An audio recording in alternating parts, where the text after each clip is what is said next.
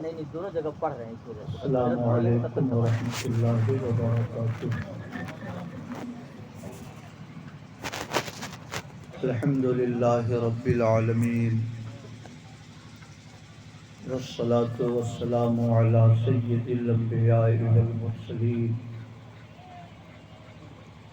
وعلی آلہ وصحبہ اجمعین. اما بعد فاعوذ باللہ من الشیطان الرجیم. بسم اللہ الرحمن الرحیم. فانکحوا ما طاب لکم من النساء مثنی وثلاث ورباع. آمنت باللہ صدق اللہ مولانا العظیم وصدق رسولہ النبی الامین الکریم.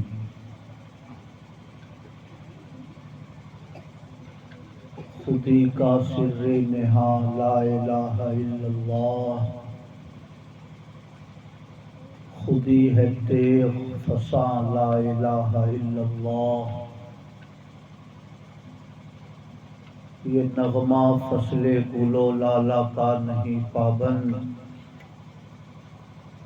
بہار ہو کے خزاں لا الہ الا اللہ.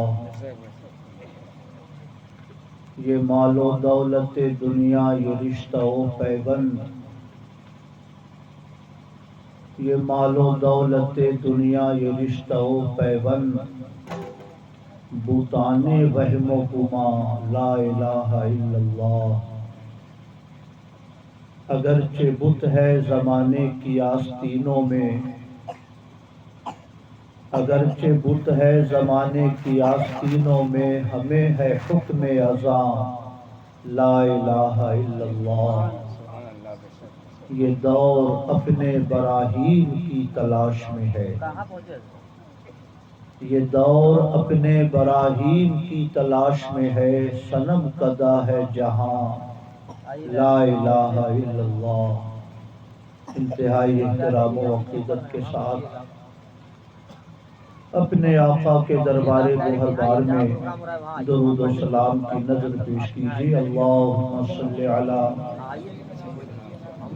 سیدنا و مولانا محمد معدن الجود والکرم وعلی آلہ وصحبہ وبارک وسلم. صلاۃ و سلام علیک یا رسول اللہ. رفیقان گرامی، آج کی یہ مجلس عالم باعمل، عالم باوقار، عالم اہل سنت حضرت مولانا ممتاز احمد صاحب مصباحی کے اہل خانہ کی جانب سے اور ان کی جانب سے کیا گیا ہے. غالباً حضرت مولانا ممتاز صاحب کے 2 بچوں کا ختنہ اور عقیقہ ہے، اور ان کے بھائیوں کے بچوں کا ختنہ اور عقیقہ ہے. اسی سلسلے میں یہ پرنور مجلس سجائی گئی ہے. میں دعا کرتا ہوں اللہ پاک اس مجلس کو اپنے کرم سے قبول فرمائے. ان بچوں کو اللہ پاک صحت و عافیت کے ساتھ شاد و آباد فرمائے، اور ہم سب کو دین حق پر، شریعت حقہ پر استقامت کی سعادت عطا فرمائے. اصل گفتگو ہمارے بڑے باوقار عالم دین، جنہوں نے جامعہ ازہر مصر سے بھی تعلیم حاصل کی ہے، حضرت مولانا مفتی روشن رضا صاحب ازہری. اصل خطاب ان کا ہوگا. میں آدھے گھنٹے کے لیے آپ حضرات کے بیچ میں آیا ہوں. چند باتیں عرض کر کے میں آپ حضرات کے درمیان سے رخصت ہو جاؤں گا۔ درود شریف پڑھیں۔ اللہم صلی علی سیدنا و مولانا محمد معدن الجود والکرم وعلی آلہ وصحبہ وبارک وسلم صلاۃ و سلام علیک یا رسول اللہ۔ دو تین شعر ناز شریف کے میں بھی پڑھتا ہوں، اگر آپ حضرات کو گرا نہ گزرے تو درود شریف پڑھیں۔ اللہم صلی علی سیدنا و مولانا محمد معدن الجود والکرم وعلی آلہ وصحبہ وبارک وسلم صلاۃ و سلام علیک یا رسول اللہ۔ اپنے دامان شفاعت میں چھپائے رکھنا، اپنے دامان شفاعت میں چھپائے رکھنا، میرے سرکار میری بات بنائے رکھنا، میرے سرکار میری بات بنائے رکھنا۔ میں نے مانا کہ نکما ہوں مگر آپ کا ہوں، میں نے مانا کہ نکما ہوں مگر آپ کا ہوں، مجھ نکم میں کو بھی سرکار نبھائے رکھنا، مجھ نکم میں کو بھی سرکار نبھائے رکھنا۔ کسی منصب کا طلبگار ہونا دنیا کا، کسی منصب کا طلبگار ہونا دنیا کا، خاک ہوں میں مجھے قدموں سے لگائے رکھنا، خاک ہوں میں مجھے قدموں سے لگائے رکھنا۔ اور آخری شعر، آپ کی یاد سے آباد رہے میرا دل،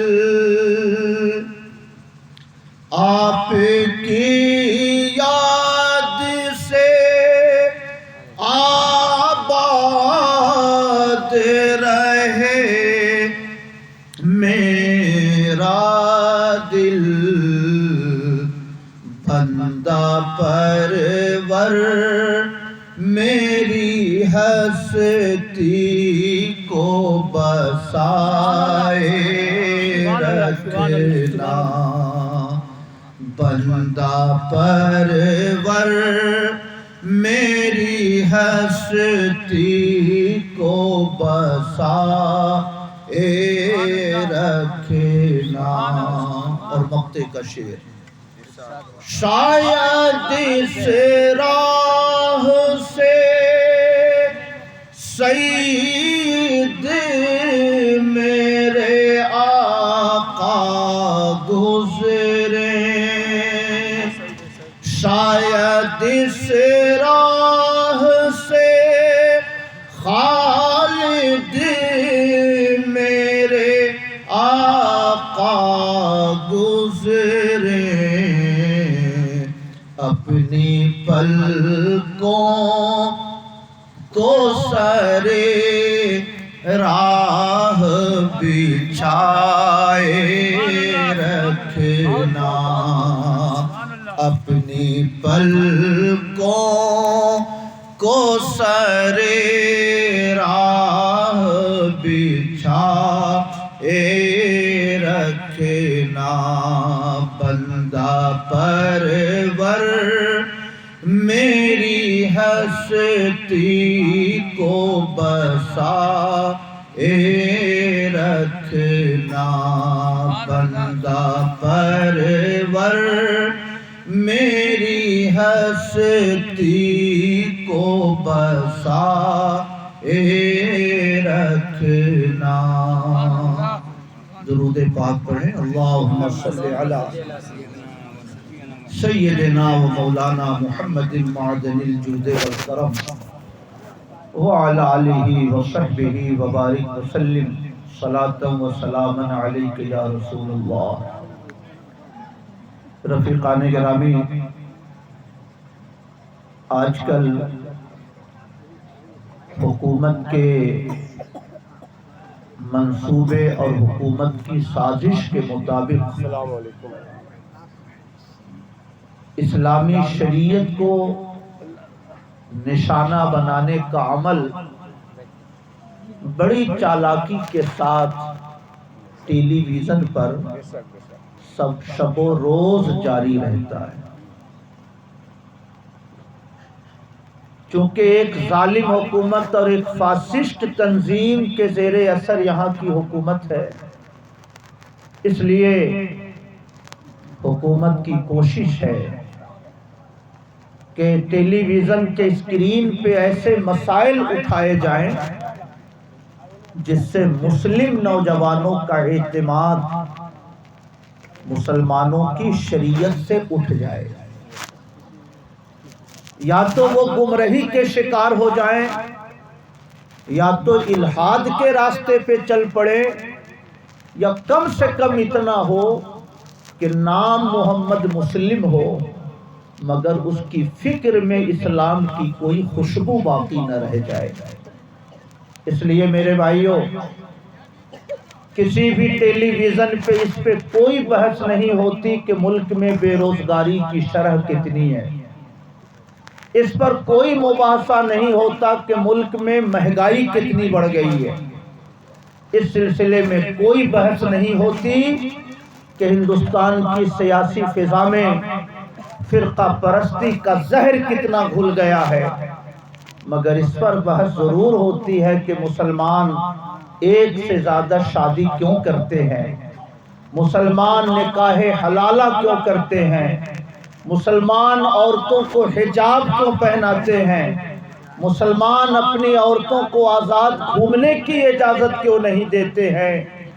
اسلامی شریعت کے مسائل کو چن چن کر ٹیلی ویژن کے مالکین اپنے نامہ نگاروں کو پیش کرتے ہیں اور ہفتوں ایک ہی مسئلے پہ بحث چلتی رہتی ہے.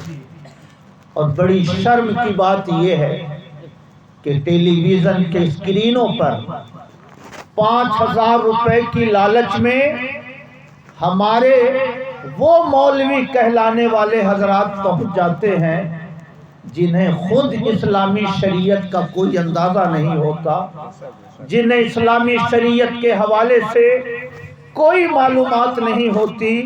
نتیجہ یہ ہوتا ہے کہ وہ خود بھی شرمندہ ہوتے ہیں اور اسلامی شریعت کے مزاح اڑانے کا موقع بھی ٹیلی ویژن کے نامہ نگاروں کو بہت آسانی سے مل جایا کرتا ہے. بڑی موقر شخصیت عزیز گرامی قدر حضرت علامہ مفتی روشن رضا اظہری صاحب کی تشریف آوری ہو چکی ہے. میرے بعد انشاءاللہ ان کا شاندار خطاب ہوگا. درود شریف پڑھیں. اللہم صلی علی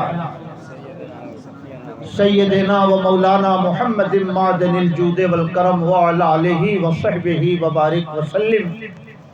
صلاۃ و سلام علیک یا رسول اللہ. میرے بھائیوں، اس لیے ڈاکٹر اقبال نے کہا تھا، اور یہ اہل کلیسا کا نظام تعلیم، اور یہ اہل کلیسا کا نظام تعلیم ایک سازش ہے فقط دین و مروت کے خلاف. ایسے اسکول بنا دیے گئے، ایسے کالج تیار کر دیے گئے جہاں پہ پڑھنے والوں کو دینی تعلیم کی کوئی روشنی نہیں ملتی. وہ اسلامی شریعت کے ہر حکم کو عقلی اعتبار سے سمجھنے کی کوشش کرتے ہیں، اور اسلامی شریعت کا جو حکم ان کی عقل کے ترازو پہ پورا نہ اتر سکے، اس حکم کو وہ رد کرنے میں ذرا سا بھی تأمل نہیں کرتے. اس لیے ہمارے بزرگوں نے ٹیلی ویژن دیکھنے کو حرام قرار دیا تھا. تصویر کو ہمارے بزرگوں نے حرام قرار دیا تھا. گھروں میں ٹیلی ویژن لگانا ایک پاپ سمجھا جاتا تھا. اس میں حکمتیں یہی تھی، ہمارے بزرگوں کی نظر آنے والے مستقبل کے اوپر تھی. وہ جانتے تھے، انہیں اندازہ تھا کہ ٹیلی ویژن کے ذریعے غلط عقیدوں کو ہمارے گھروں تک پہنچایا جائے گا، فحاشی تک ہمارے نوجوانوں کو کھینچنے کی کوشش کی جائے گی. اس زمانے میں تو صرف عریانیت دکھلائی جاتی تھی ٹیلی ویژن پر، اسلامی عقیدوں کو نشانہ نہیں بنایا جاتا تھا. اس زمانے میں جبکہ صرف عریانیت کا خطرہ تھا، ہمارے بزرگوں نے ٹیلی ویژن کو حرام کہا تھا. آج اسلامی شریعت کو جس اعتبار سے نشانہ بنایا جا رہا ہے، ہمارے ان بزرگوں نے اگر آج کے حالات دیکھے ہوتے تو شاید حرمت سے بھی بڑھ کر ٹیلی ویژن دیکھنے کے اوپر وہ حکم لگا سکتے تھے. سمجھ رہے؟ سبحان اللہ. آج صرف عریانیت ٹیلی ویژن پہ نہیں دکھلائی جاتی، عورتوں کے ننگے بدن نہیں دکھلائے جاتے، فحش گانے نہیں سنوائے جاتے. انگریزی تہذیب کی طرف ہماری قوم کی بیٹیوں کو کھینچنے کی صرف کوشش نہیں ہوتی، بلکہ ان کے دل میں اسلام کے خلاف شکوک و شبہات پیدا کیے جاتے ہیں. اسلامی شریعت کو نشانہ بنایا جاتا ہے، اسلامی احکام کو تنقید کی زد میں لایا جاتا ہے. اس لیے میرے بھائیوں، میں یہ عرض کرنا چاہتا ہوں، ٹیلی ویژن، ویڈیو اور تصویر ہمارے پیغمبر نے حرام قرار دیا. کاش ہماری نسل نے تصویر کی حرمت پر عمل کیا ہوتا تو آج ہمارے گھر کے دروازے تک الحاد جو پہنچنے کی کوشش کر رہا ہے، شاید اس فتنے سے ہماری نسل محفوظ ہو گئی ہوگی. سبحان اللہ. میرے بھائیو، ایک لمبا مضمون ہے یہ. میں اس مضمون کو اگر پھیلاؤں تو کافی لمبی گفتگو ہو جائے گی. میں صرف ایک دو باتیں عرض کر کے اپنی گفتگو کو ختم کرتا ہوں. درود شریف پڑھیں. اللہم صلی علی سیدنا و مولانا محمد معد. میرے بھائیو، آج ٹیلی ویژن کے اسکرینوں پر ایک مرد دکھلایا جاتا ہے جس کی داڑھی ہوتی ہے، اور اس کے پیچھے 4 نقاب پوش عورتوں کو دکھلایا جاتا ہے، اور اس کے پیچھے درجن بھر بچوں کی لائن لگی ہوتی ہے.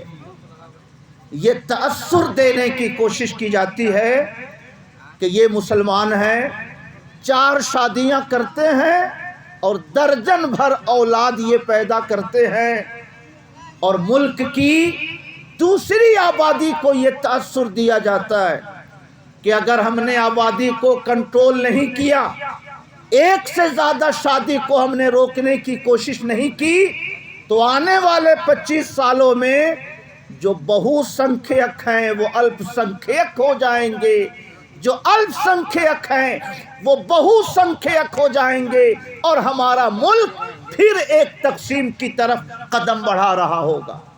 میں عرض کرنا چاہتا ہوں، اتنے لوگ یہاں پہ بیٹھے ہیں، اکا دکا کسی نے دوسری شادی کی ہوگی، اکا دکا۔ اور میرے بھائیوں، یہ دوسری شادی کرنا غیر مسلموں کی تہذیب کے دیکھا دیکھی ہم لوگ پاپ سمجھتے ہیں۔ دوسری شادی کرنا یہ پاپ نہیں ہے۔ اگر ایک سے زیادہ شادی کرنا پاپ ہوتا تو میرے پیغمبر نے معاذ اللہ ایک سے زیادہ شادی نہ کی ہوتی، 9 شادیاں فرمائی، اور تمام ازواج مطہرات کو انصاف کے ساتھ رکھا، سب کے حقوق ادا کیے، کسی بھی زوجہ محترمہ کو کسی دوسری زوجہ سے شکایت کا موقع نہیں دیا۔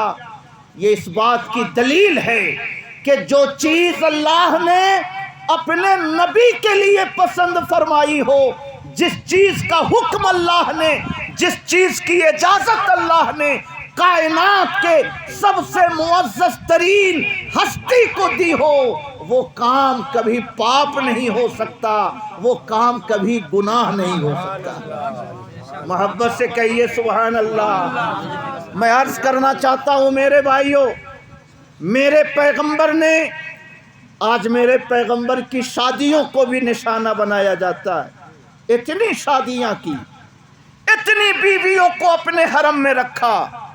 یہ ظالم جو پیغمبر کی سیرت طیبہ کی خوشبو سے بھی محروم ہے، انہیں یہ معلوم نہیں ہے عرب کے معاشرے میں بیوہ عورتوں سے شادی کرنا پاپ سمجھا جاتا تھا، آج بھی پاپ سمجھا جاتا ہے۔ آپ کے گھر کی کوئی بچی اللہ نہ کرے بیوہ ہو جائے، رشتہ تلاش کرتے کرتے پیروں کی چپل گھس جائے گی، مگر بیوہ عورتوں سے شادی کرنا کوئی گوارا نہیں کرتا ہے۔ میں عرض کرنا چاہتا ہوں، آج کے اس ترقی یافتہ دور میں، آج کے اس روشن خیال دور میں بیوہ عورتوں سے نکاح کو کلمہ پڑھنے والے گوارا نہیں کرتے۔ آج سے 1400 سال پہلے عرب کا حال کیا رہا ہوگا؟ بیوہ عورتوں کو کمرے میں بند کر دیتے تھے، یا تو اسی میں مر جائے۔ ہندوستان کی رسم کیا تھی؟ بیوہ عورتوں کو شوہر کی چتا کے ساتھ باندھ کر ستی کر دیا جاتا تھا۔ شوہر تمہارا دنیا سے چلا گیا، تمہیں جینے کا کیا حق ہے؟ تمہیں دنیا میں رہنے کا کیا حق ہے؟ آج سے 25 سال پہلے ہندوستان کی آزادی تک بیوہ عورتوں کو ستی کر دیا جاتا تھا۔ ایک چتا مرے ہوئے شوہر کی تیار ہوتی تھی اور دوسری چتا زندہ بیوی کی تیار ہوتی تھی، دونوں کو آگ لگا دیا جاتا تھا۔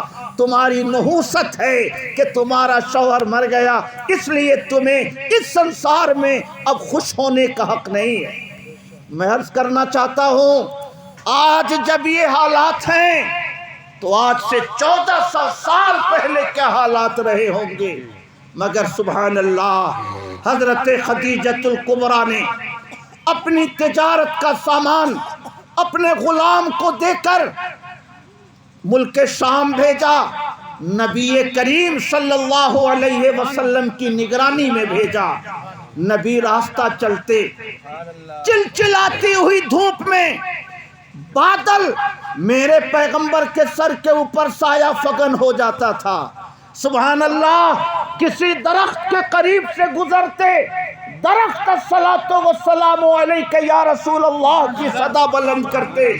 خوب نفع کے ساتھ جب میرے پیغمبر واپس تشریف لائے، حضرت خدیجہ کو ان کے غلام نے وہ معجزات دکھلائے، وہ کرامتیں دکھلائی۔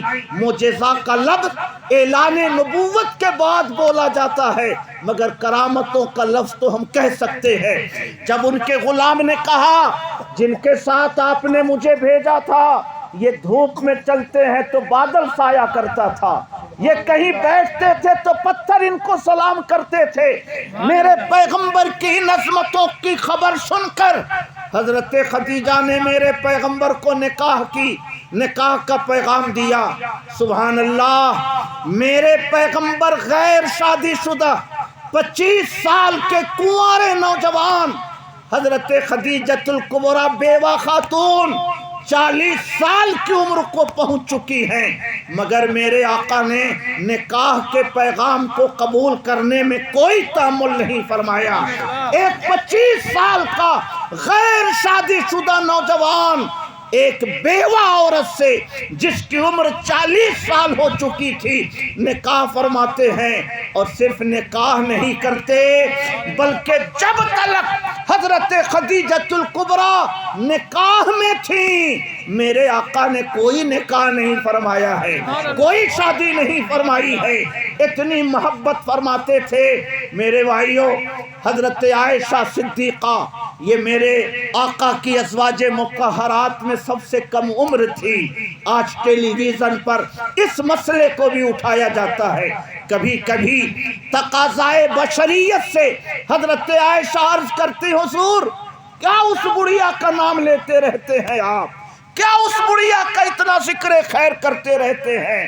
میرے آقا آپ دیدہ ہو جاتے، فرماتے عائشہ اسے بڑھیا نہ کہو، جب عرب میں کوئی میرا ساتھ دینے والا نہیں تھا اس وقت خدیجہ نے میرا ساتھ دیا تھا، جس وقت اسلام کی تبلیغ کے لیے کوئی خرچ کرنے کو تیار نہیں تھا اس وقت خدیجہ نے میرے اوپر خرچ کیا تھا، اس لیے بڑھیا نہ کہو۔ میرے بھائیوں اتنی محبت فرماتے کہ میرے آقا ہر سال کم سے کم 3 قربانیاں ضرور فرماتے تھے، ایک قربانی اپنی طرف سے، ایک قربانی حضرت خدیجہ کی طرف سے، ایک قربانی پوری امت مسلمہ کی طرف سے فرماتے تھے۔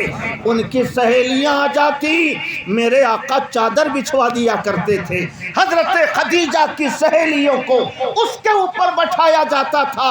اور میرے بھائیوں اگر میرے پیغمبر کے قلب انور میں معاذ اللہ 100 بار معاذ اللہ اگر نفس پرستی کا کوئی شوق ہوتا، عرب والوں نے کہا تھا پیغمبر آپ کہیں تو عرب کی سب سے حسین عورت سے آپ کی شادی کرا دیں، آپ اگر تیار ہو تو ہم دنیا عرب کی ساری دولت آپ کو دینے کو تیار ہے، مگر جو کام آپ دین کی تبلیغ کا کر رہے ہیں وہ کام بند کر دیجئے۔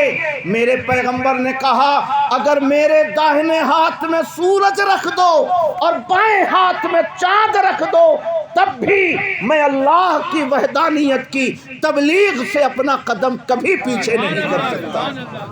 پورا عرب میرے پیغمبر کا نکاح کنواری عورتوں سے، حسین عورتوں سے کرنے کو تیار تھا، مگر میرے پیغمبر نے بیوہ سے شادی فرمائی ہے تاکہ بیوہ کی عزت بڑھ جائے، بیوہ کی شان بڑھ جائے۔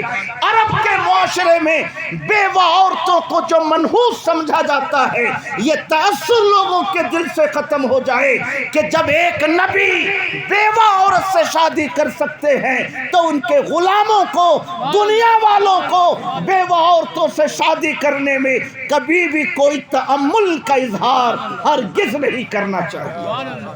کہیے سبحان اللہ۔ اور میرے بھائیوں جب تک حضرت خدیجہ باحیات رہیں میرے آقا نے کبھی کوئی دوسری شادی نہیں فرمائی۔ جب حضرت خدیجہ کا انتقال ہو گیا اس کے بعد میرے آقا نے چند شادیاں فرمائی ہیں، مگر آپ کو یہ جان کر حیرت ہوگی کہ ان میں سے اکثر خواتین یا تو بیوہ تھیں، یا تو اپنے شوہر کی طلاق یافتہ تھیں، یا تو نوکرانی تھی، باندیاں تھیں جن کو آقا نے آزاد کیا تھا۔ صرف ایک کنواری عورت سے شادی فرمائی ہے جن کا نام حضرت عائشہ صدیقہ ہے۔ سبحان اللہ۔ اگر میرے پیغمبر لذت دنیا کے شوقین ہوتے بیوہ سے شادی نہ فرماتے، مطلقہ سے شادی نہ فرماتے۔ آپ ذرا سنیں، میں تھوڑا سا وقت آپ کا لینا چاہتا ہوں۔ میرے آقا نے حضرت سودا سے دوسرا نکاح کیا، بیوہ تھی، عمر ان کی 50 سال تھی۔ میرے آقا، جبکہ میرے آقا کی عمر 50 سال تھی۔ تیسرا نکاح حضرت حفصہ سے کیا، بیوہ تھی، حضور کی عمر اس وقت 56 سال تھی۔ چوتھا نکاح حضرت زینب سے کیا، بیوہ تھی، حضور کی عمر شریف 56 سال تھی۔ پانچواں نکاح حضرت ام سلمہ سے کیا، بیوہ تھی، آقا کی عمر 56 سال تھی۔ چھٹا نکاح حضرت زینب سے کیا، مطلقہ تھی، ان کے شوہر نے ان کو طلاق دے دیا تھا، میرے آقا کی عمر 58 سال تھی۔ آٹھواں نکاح حضرت صفیہ سے کیا، یہ غلام عورت تھی، قید سے ان کے مالک قید باندھی تھی۔ میرے آقا نے جب نکاح فرمایا اس وقت میرے آقا کی عمر شریف 58 سال تھی۔ نواں نکاح حضرت صفیہ سے کیا، اس وقت میرے آقا کی عمر 60 سال تھی۔ نواں نکاح حضرت ام حبیبہ سے کیا، یہ بیوہ تھی، میرے آقا کی عمر 60 سال تھی۔ 10واں نکاح حضرت میمونہ سے کیا، میرے مطلقہ تھی، میرے آقا کی عمر 60 سال تھی۔ تیسرا نکاح حضرت عائشہ سے کیا، یہ کنواری تھی مگر میرے آقا کی عمر 53 سال ہو چکی تھی۔ میں عرض کرنا چاہتا ہوں، یہ ظالم، یہ محروم، یہ شقی ازلی جو ہمارے پیغمبر کی متعدد شادیوں کو نشانہ بناتے ہیں، انہیں یہ بتا دو کہ میرے آقا نے بیوہ عورتوں سے شادی کی ہے، میرے آقا نے طلاق یافتہ عورتوں سے شادی کی ہے۔ سماج جسے اٹھانے کو تیار نہیں تھا، سماج جسے قبول کرنے کو تیار نہیں تھا، میرے پیغمبر نے مطلقہ اور بیوہ عورتوں سے شادی کی ہے تاکہ پہلا فائدہ یہ ہو کہ دنیا والوں کو پیغام ملے، شوہر اگر نہ سمجھی میں طلاق دے دے تو عورت منحوس نہیں ہوتی ہے، شوہر اگر تقدیر الہی سے مر جائے تو بیوہ منحوس نہیں ہوتی ہے۔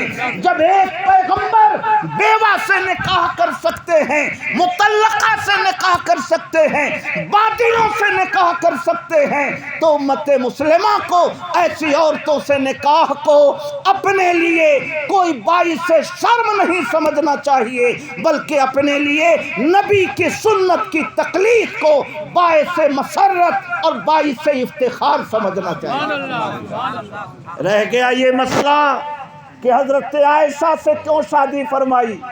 7 سال کی عمر میں شادی فرمائی، 9 سال کی عمر میں رخصتی ہوئی۔ ٹیلی ویژن پہ چرچا ہوتا ہے، منحوس نپور شرما اسی مسئلے کو اس نے اچھالا تھا، اب تو وہ بل میں گھس گئی، کہیں ایسا نہ ہو کوئی غلام رسول کھڑا ہو جائے، کہیں ایسا نہ ہو کوئی غلام پیغمبر کھڑا ہو جائے۔ حکومت نے اسے سیکورٹی فراہم کر رکھی ہے، مگر یاد رکھیے عشق انتقام چاہتا ہے۔ جو محبوب کو برا بھلا کہے، عشق رکھنے والا اس جرم کو کبھی قبول نہیں کرتا ہے۔ حضرت عائشہ سے کیوں شادی فرمائی؟ اس لیے شادی فرمائی کیونکہ مرد و عورت کے بہت سارے معاملات وہ ہوتے ہیں جو معاملات عورتیں مردوں سے پوچھنے میں حیا محسوس کرتی ہیں، مردوں سے سوال کرنے میں عورتوں کو تردد ہوتا ہے۔ میرے آقا نے ایک کم عمر خاتون سے شادی فرمائی تاکہ مرد و عورت کے جو مخصوص معاملات ہیں، خواتین کو اس مسئلے میں جب رہنمائی کی ضرورت ہو تو عائشہ سے وہ رہنمائی حاصل کر سکے۔ عمر کم ہوگی تو وہ زیادہ دنوں تک باحیات رہیں گی اور زیادہ دنوں تک لوگ ان سے علم کی روشنی حاصل کرتے رہیں گے، خواتین دینی معاملات میں ان سے رہنمائی حاصل کرتی رہیں گی، اور آپ جان کر متعجب ہوں گے کہ میرے پیغمبر کی نظر کتنی دور تک دیکھا کرتی تھی۔ میرے بھائیوں، کربلا کا واقعہ سن 60 ہجری میں ہوا اور حضرت عائشہ کا انتقال سن 57 ہجری یا 58 ہجری میں ہوا۔ گویا تمام ازواج مطہرات بیوہ تھی، طلاق یافتہ تھی، عمر زیادہ تھی۔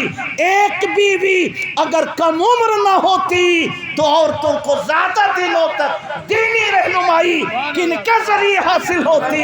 اس لیے میرے آقا نے حضرت عائشہ صدیقہ سے کم عمری میں شادی فرمائی، مگر سبحان اللہ کبھی بھی حضرت خدیجہ کی محبت سے غافل نہیں ہوئے۔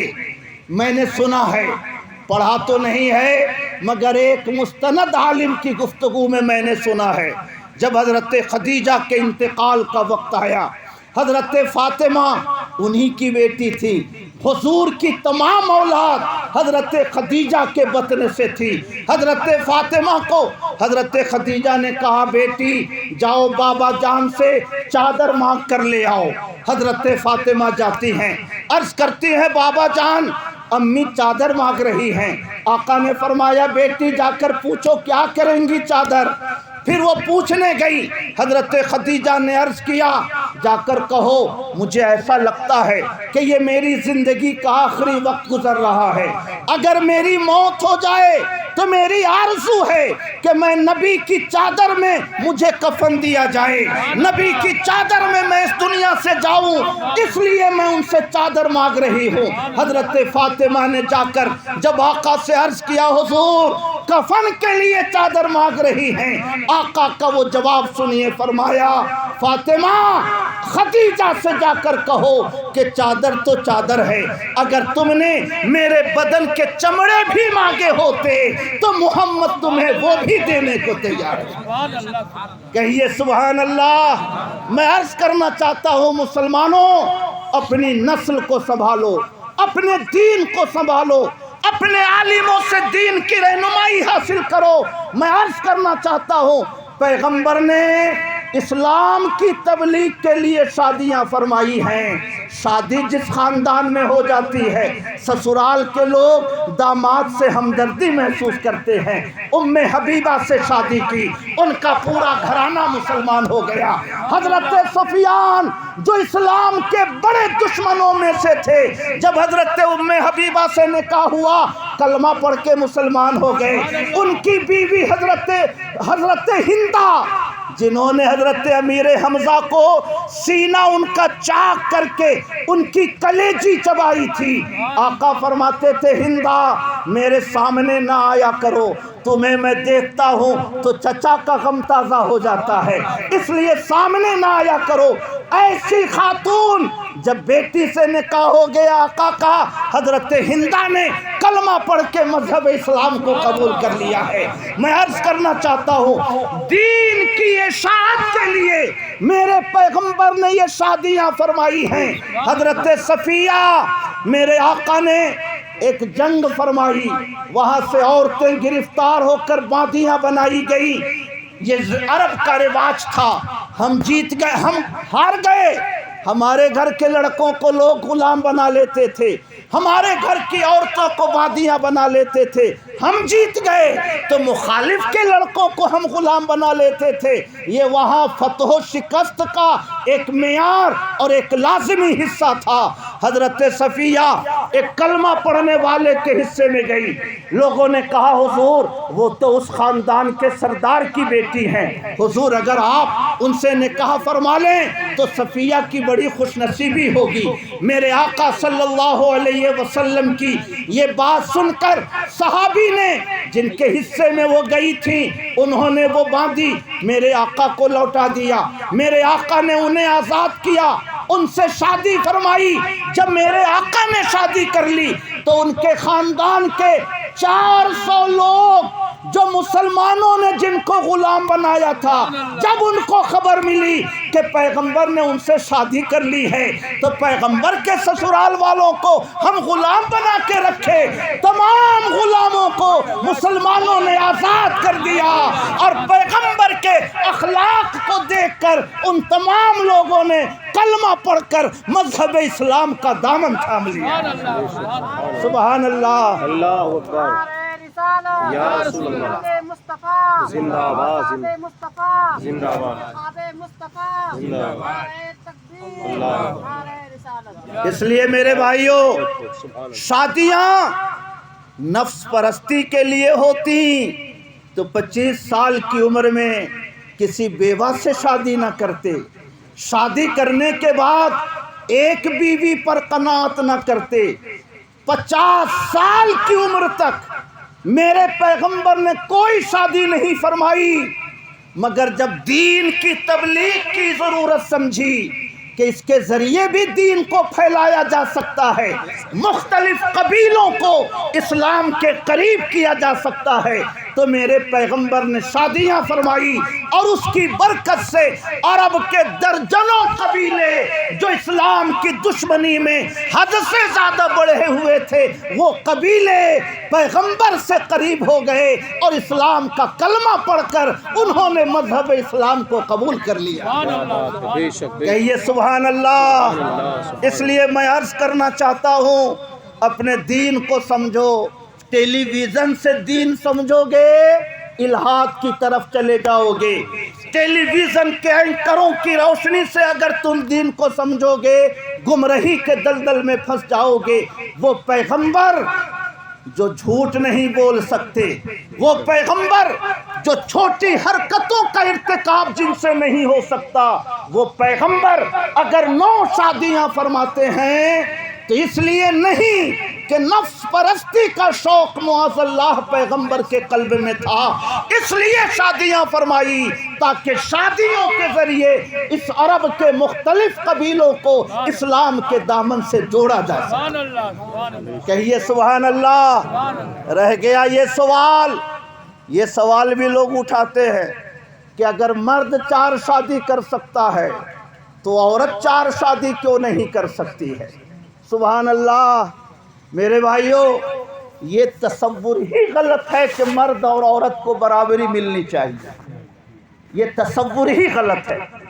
मेरे भाइयों, 1 हफ्ता खाना मुंह से खाते हैं तो बराबरी वाले ये क्यों नहीं कहते कि 1 हफ्ता खाना आप दूसरी तरफ से खाएंगे। हर उज़्व को बराबरी का हक मिलना चाहिए, हर उज़्व को बराबर का हक मिलना चाहिए। ये क्यों नहीं कहते? इसलिए ये कानून फितरत के खिलाफ है। पाँव का काम है चलना, वो चलेगा। सर का काम है ताज को सजाना, ये ताज को सजाएगा। सर का काम पैर नहीं कर सकता, पैर का काम सर नहीं कर सकता। औरतों का काम बच्चों की परवरिश है, वो मर्द नहीं कर सकता। और ज़माने के चैलेंजों का मुकाबला करना, बच्चों की किफ़ालत के लिए धूप में खड़े रहकर पत्थर उठाना ढोना, ये मर्दों का काम है, ये औरत नहीं कर सकती। समझ रहे हैं? इसलिए ये फितरत के खिलाफ है कि दोनों बराबर हैं। रह गई बात, अगर औरत को भी 4 शादी की इजाज़त हो तो दीगुल के मुसलमानों ज़रा सोचो, एक औरत है, उसके 4 शौहर हैं। अगर उस औरत के बच्चे पैदा हुए, वो कहेगा मेरा नहीं, वो कहेगा मेरा नहीं, वो कहेगा मेरा नहीं, वो कहेगा मेरा नहीं, तो बच्चे का बाप कौन मुकर्रर होगा? बच्चे का नस्ब किसकी तरफ मंसूब होगा? बच्चा किसका वारिस होगा? पहला नुकसान, स्कूल में एडमिशन का टाइम, बीवी कहेगी फीस तो एडमिशन कराना है, वो कहेगा मेरा बेटा नहीं, वो कहेगा मेरा नहीं, वो कहेगा मेरा नहीं, ये कहेगा मेरा नहीं। उसकी तालीम कैसे होगी, परवरिश कैसे होगी? औरत को ज़रूरत हो कपड़ों की, वो कहेगी कपड़ा दो, वो कहेगा मेरी सिर्फ मेरी बीवी तो नहीं हो, उससे मांगो, उससे मांगेगी। वो कहेगा से मेरी बीवी तो हो नहीं, उससे मांगो, उससे मांगने जाएगी।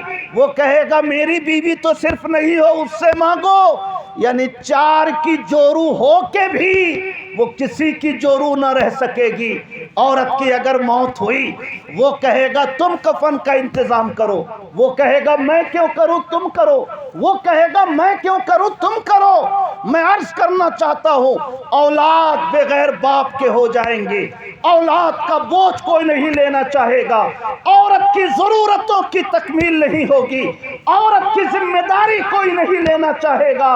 اور جو سب سے بڑا خطرہ ہے، ایک عورت سے اگر چار مرد جسمانی رشتہ قائم کریں تو جو مادہ منویہ ہوتے ہیں، کسی میں شمسی خصوصیتیں ہوتی ہیں، کسی میں چندرما کی خصوصیتیں ہوتی ہیں، اگر چند قسم کے نطفے ایک رحم میں جمع ہوں گے کینسر پیدا ہوگا، عورت مختلف بیماریوں کا شکار ہوگی، عورت کی زندگی محدود سے محدود ہوتی چلی جائے گی، اور بچہ بے سہارا، ماں بے سہارا، ماں کی کوئی ذمہ داری لینے کو تیار نہیں، مر جائے تو کوئی ذمہ داری لینے کو تیار نہیں، مختلف بیماریوں کا خطرہ۔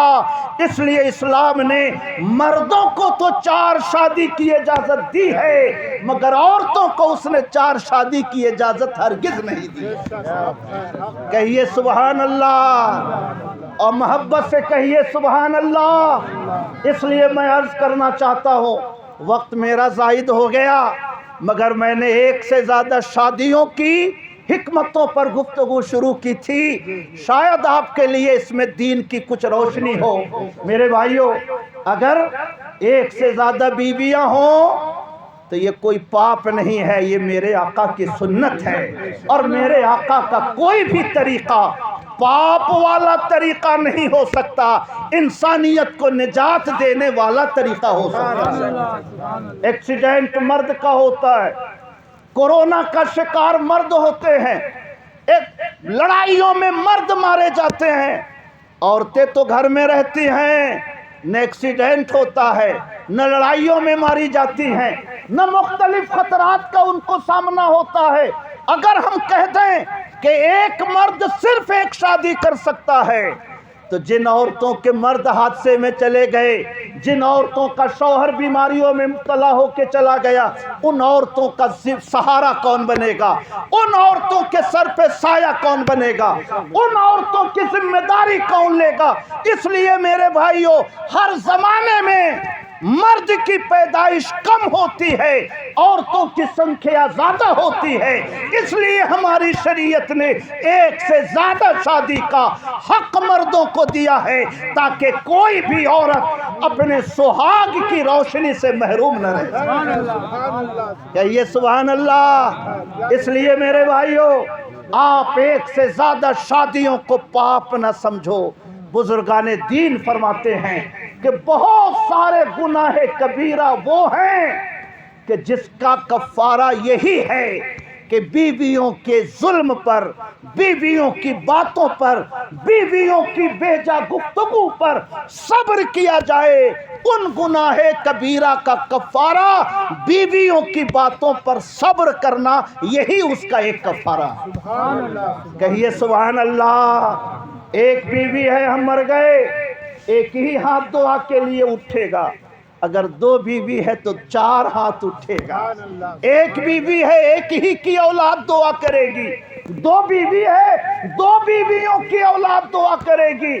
اس لیے میرے بھائیوں، شریعت کی حکمتوں کو سمجھو، شریعت کی نزاکتوں کو سمجھو۔ اللہ کا بھیجا ہوا یہ مذہب ہے، اس کا کوئی بھی قانون نہ فطرت کے خلاف ہے، نہ عقل کے تقاضوں کے خلاف ہے۔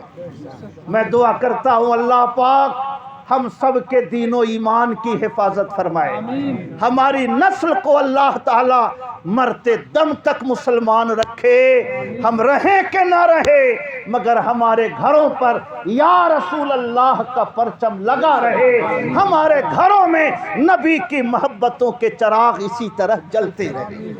میں دعا کرتا ہوں اللہ پاک اس مجلس کو قبول فرمائے۔ سبق پھر پڑھ صداقت کا، عدالت کا، شجاعت کا، لیا جائے گا تم سے کام دنیا کی امامت کا، قوت عشق سے ہر پست کو بالا کر دے، دہر میں اس میں محمد سے اجالا کر دے۔ اللہ پاک اس مجلس کو قبول فرمائے اور ہم سب کو دین و شریعت پر قائم رہنے کی توفیق عطا فرمائے۔ وما علینا الا البلاغ۔ السلام علیکم ورحمۃ اللہ وبرکاتہ۔